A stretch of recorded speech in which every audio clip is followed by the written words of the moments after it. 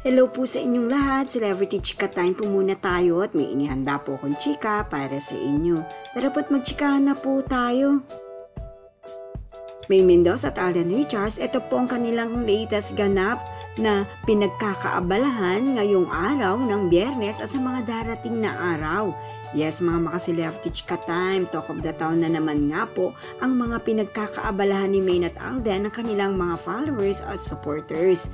Bago po tayo dumako riyan, inais ko po munang batiin mga team bahay, team abroad at mga seniors natin dyan. Shout out po sa inyong lahat at happy weekend po.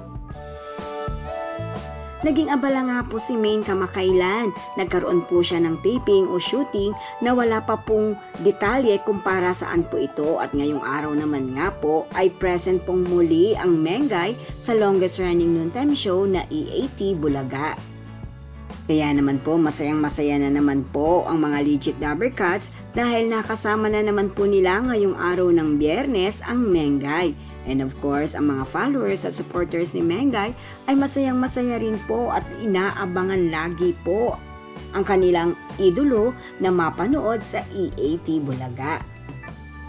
Samantala si Alden naman sunod-sunod na nga po ang kanyang event dahil nalalapit na pong mapanood sa mga sinihan ang kanilang movie together ni Miss Sharon Cuneta ang The Family of Two.